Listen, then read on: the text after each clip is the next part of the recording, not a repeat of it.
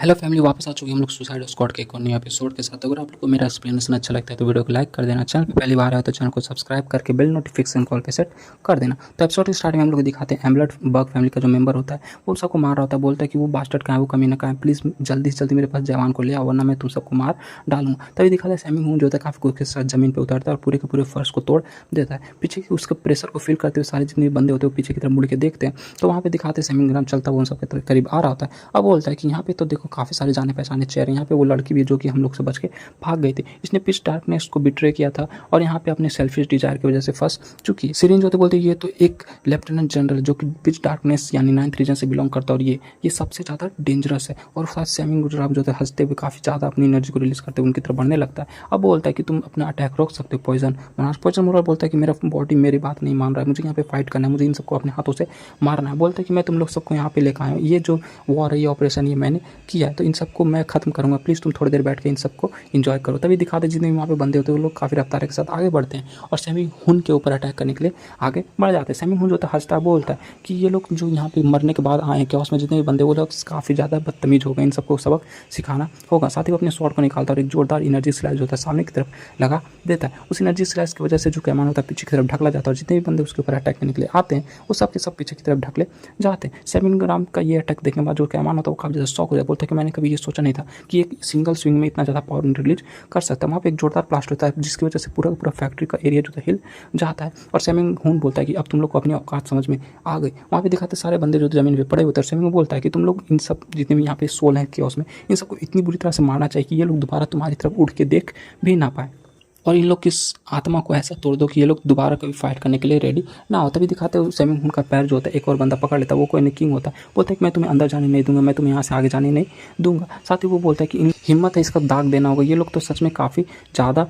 हिम्मती बंदे, करेजियस बंदे, लेकिन फिर भी तुम लोग को इस तरह से मतलब तड़पता हुआ देखकर बार बार मार खा के वापस आता हुआ देखकर मुझे काफ़ी ज़्यादा मज़ा आ रहा है। और साथ ही वो अपना पैर उठाता है और उसका हाथ जिससे कि उसने सैमिंग हुन का पैर पकड़ा होता है उसको एक ही बार में तबाह कर देता है। अब बोलता है कि मुझे तुम सबको तड़पाने में काफ़ी ज़्यादा मज़ा आ रहा है और वो डेविल वाली हंसी देता है। लेकिन उसका लास्ट अटैक जो कि उसने स्वॉर्ड से किया होता है उसकी वजह से पूरा पूरा फैक्ट्री का एरिया हिल गया होता है। तो फैक्ट्री के अंदर से जो बंदे होते हैं और जितने भी लीडर्स होते हैं उन सबको भी वो शौक महसूस होता है। जो IAS होती बोलती है कि ये तो इंसान है, लोग तो बिना शांति के एक मिनट भी रह नहीं सकते, ये लोग यहाँ पे भी हलचल मचा रहे हैं। लेकिन इट्सेक होता बोलते हैं कि नहीं ये इंसानों का किया हुआ नहीं है, ये तो किसी और ने किया है। साथ ही जो एनिक होता है वो जॉनिक से बोलता है जॉनिक बाहर जाके मतलब चेक करो अपने सेंस से कि यहाँ पे कौन आया है। वो साथ ही अपने सेंसेस वाला एबिलिटी जो होता है ऑन करता है, बाहर के जितने भी बंदे होते हैं उन सबको एब्सॉर्ब करता है। तो वो देखते हैं बाहर बहुत सारे मोनार्च मौजूद है। बोलता है कि यहाँ पे बहुत सारे स्कैरी बंदे हैं और उन सब के साथ ही हम लोग को क्या करना होगा और सारे इंसान जो काफ़ी बड़े खतरे में फंस चुके हैं। उसके बाद उन्हें बुढ़ा और जो कैप्टन होता है वो काफ़ी ज़्यादा शौक हो जाता है, बोलता नहीं ऐसा नहीं हो सकता। साथ ही बुढ़ा जो होता है काफ़ी रफ्तार के साथ कैप्टन के साथ बाहर जाने लगता है। तो वहाँ पे जो एनिक होता है बोलता है रुक जा तुम लोग वहाँ पे जाके कुछ नहीं कर पाओगे। लेकिन जो कैप्टन होता है बोलता है कि डिवाइन फिजिशियन क्या है, ऐसा हो सकता है? बोलता है हाँ, जैसा कि उस बच्चे यानी जवान ने उम्मीद लगाया था, गेस किया था, बिल्कुल वैसा ही हो रहा है। बुड्ढा बोलता है हाँ, वो मोनार्च के जितने भी बंदे वो लोग यहाँ पे आ चुके हैं हम लोग को एबिस के रास्ते में जाने के रोकने के लिए। कैप्टन बोलता है क्या उन लोगों ने फिर से एक नैरो गेट बना लिया जिसकी वजह से वो लोग यहाँ पे क्या उसमें आ चुके हैं? बोलता नहीं ऐसा नहीं हो सकता, एक नैरो गेट बनाने के लिए कम से कम उन लोग को 1 महीने का वक्त लगना चाहिए था। साथ ही बुड्ढा जो था जिसने मोनार्च होता है उन सबको गाली देना स्टार्ट कर देता। बोलता है उन लोगों ने अपनी जान दे दी यहाँ पे आके केओस में फिर से हम लोग को मारने के लिए। वो लोग यहाँ पे आके पूरी के पूरी केओस में तबाही मचा देंगे जिसकी वजह से केओस के बंदे जो हैं वो कभी भी दोबारा रिवॉल्यूशन की तरफ नहीं देखेंगे जैसा कि उन लोगों ने 900 साल पहले किया था। उसे याद आता है 900 साल पहले जितने भी बंदे होते हैं वो लोग मर रहे होते हैं और वो उन सबको बचाने की कोशिश करता है। और मरता हुआ एक बंदा बोलता है डिवाइन फिजिशियन मैं यहाँ पे मरना नहीं चाहता, मैं इस तरह से मरना नहीं चाहता। डिवाइन फिजिशियन बोलता है कि रुक जरूर है, तुम इस तरह से मर नहीं सकते, मैं तुम्हारी जान बचा लूँगा, प्लीज़ थोड़ी देर के खुद को रोक लो। लेकिन वो एक फ्रूट जो होता है वो निकाल ले, प्लीज़ उस फ्रूट को रख लो और जाओ सबको बता देना कि हम लोग हारे नहीं थे, हम लोग को फ्रूट मिल गया था, हम लोग हारे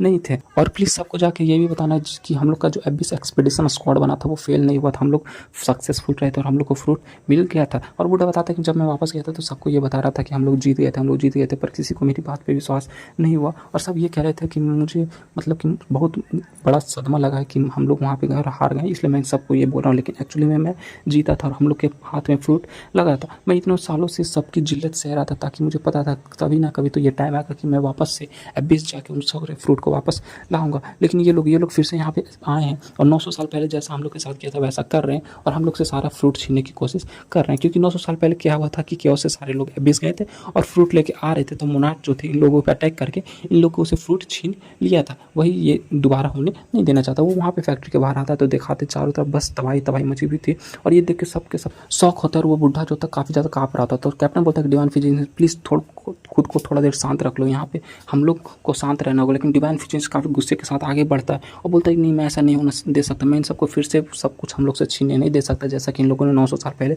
लिया था। मैं अब वो डरफोक और पावरलेस डिवाइन फिजिशियन नहीं रहा जैसा कि मैं पास्ट में हुआ करता था। साथ ही वो अपने स्वॉर्ड को निकाल के काफ़ी गुस्से के साथ सामने की तरफ दौड़ता हुआ जाता है और चिल्लाता है, मुग कैमान, तुम लोग कहाँ हो, तुम लोग कहाँ हो, मेरे सामने आ जाओ। लेकिन जैसे वो सामने बढ़ता है वो काफ़ी ज़्यादा शौक में पड़ जाता है, क्योंकि वहाँ पे दिखाते जितने बंदों को वो बुला रहा था सब के सब काफ़ी ज़्यादा जख्मी होते और कोई भी खड़ा होने की हालत में नहीं होता है। वो सामने की तरफ देखता है तो कैमान जो तक खड़ा होता है उसके सामने सेमिंग होंड अपने स्वॉर्ड लेकर उसको मारने के लिए रेडी होता है। बोलता है कैमान कैमान, लेकिन कैमान वहाँ से हिल नहीं पा रहा था क्योंकि उसके पूरे बॉडी में कट लगे हुए होते हैं और वो एकदम से जख्मी अधमरा हो जाता है। सेमिंग जो होता है उसकी तरफ देखता है, बोलता है वो ये देखो, ये तो डिवाइन फिजिशियन है ना, यहाँ पे कोई तो ऐसा बंदा है जिसको मैं पहचानता हूँ। चलो ठीक है, ये एक यूजफुल अवेकनर है, इसको जिंदा रहने देंगे, तुमसे मिलकर काफ़ी अच्छा लगा। और साथ ही बोलता है चलो अब तुम ही मुझे बता दो कि वो बंदा जवान कहाँ है, क्योंकि मैं इन सबसे पूछ रहा हूँ और ये लोग कोई भी मुझे नहीं बता रहे, इसलिए मैंने इन सबको मारने का जो डिसीजन है वो लिया था। इसलिए तुम मुझे जल्दी से बता दो वो बंदा कहाँ है। साथ ही सेमिंग हुन जो था आगे बताता है कि मुझे ऐसे सोल काफ़ी ज़्यादा पसंद है जिसका विल पावर काफ़ी ज़्यादा, तो जो सोल काफ़ी ज़्यादा स्ट्रॉन्ग होते हैं। लेकिन मेरे पास उतना ज़्यादा टाइम नहीं कि मैं इन सबको एक एक करके पूछूँ और